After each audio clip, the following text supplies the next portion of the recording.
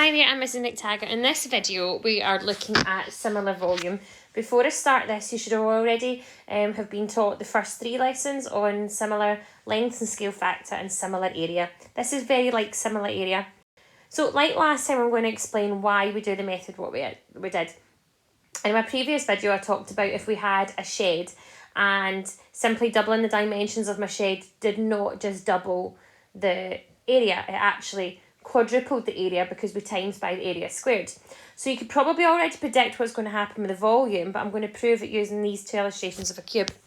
So the volume of this first cube is 2 times 2 times 2, which is 8. The volume of this second cube is 4 times 4 times 4, which is 64. Okay, so if you look at the scale factor is 2. But simply if I was pretending to get the volume of the big one, 2 times 8 does not equal 64. However, 2 cubed times 8 equals 64 because 2 cubed is 8. So essentially what happens is, because we are now doing similar volume, hold on, I've got something hidden here, I can't get it to move. For similar volume questions, we must cube the scale factor. And before I go any further, it's just really handy to remember your cube numbers that you need to know off by heart in maths. 2 cubed is 8.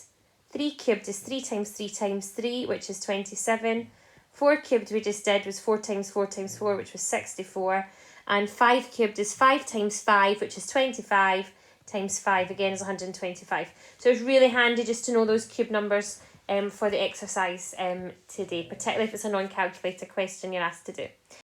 So just to put down some kind of formula, which I always like to do whenever I write this out again, it's just our method here. To find a volume in 2 shapes that are mathematically similar, today we cube the scale factor and multiply it by the old volume or the volume in the other shape. Okay, and it's quite easy to remember. Area, you write cm squared at the end, so you square your scale factor. Volume, you write cm cubed at the end, so you cube your scale factor. Okay, so here is my example, and again, as far as possible, I try to stick with non-calculator ones and make sure that you can do them in case it crops up there. So these 2 cups are mathematically similar. We're told the volume of the small one, we want the volume of the big one. So the first thing we start by doing is get our enlargement scale factor. So an enlargement scale factor will be big over small, so it'll be 21 over 14. We simplify that right down using the 7 times table, gives us 3 over 2. So our new volume, the big volume if you want to call it that, it's up to you what you write here. Our new volume will be 3 over 2 cubed times the previous volume, which is 160. Now if you had your calculator, you could just go straight to your calculator and type that in. But I remember I've told you this is a non-calculator question. So what we have to do is we cube the top number, which gives us 27. We cube the bottom number, which gives us 8. And then we have to multiply that by 160. Now what's going to happen here is 160 actually divides by 8, leaving you a 1 and a 20. So your actual sum is 27 times 20. Well, that's just 2 times 27 is 54 with an extra 0. So the larger cup holds 540 millilitres. So this is a method you're going to do if it is a non-calculator question. You cube the top and bottom, and something always cancels out. Generally, the big volume divides by the denominator of your fraction. But if you were using a calculator, you just do 3 over 2, cube it times 160 and get straight to the answer. Question 2. This time I've got 2 jugs that are mathematically similar and we are doing a reduction this time. So we're going to do our reduction scale factor, which will be small over big, so it'll be 12 over 18. And if you simplify that down, that gives us 6 times table gives us 2/3. So it's just unfortunate I've got the numbers 2 and 3 there again. Our small volume then would be our scale factor cubed times the old volume of 5,400.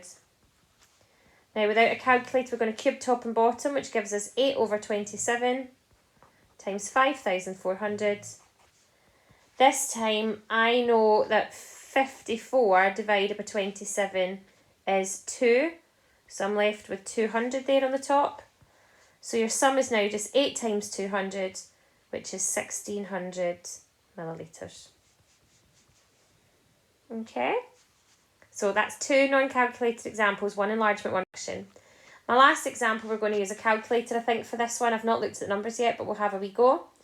So I want the volume of the large one, so my enlargement scale factor will be big over small, which is 36 over 15.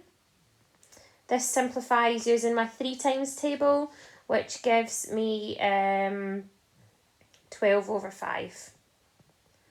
Okay, I cannot cube the number 12, so this is definitely a calculator question. So our volume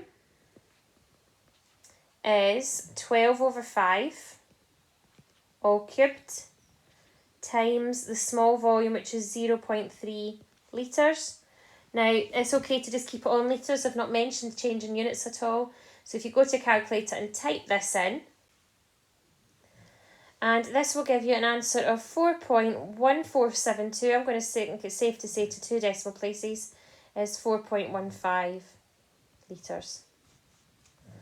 Okay, now if you're not sure how to type that into a calculator, you can use your fraction button, or what I do is I just do bracket 12 divided by 5, cube it, and times the 0.3. That's how I type it in. But if you like your fraction button, you can use that.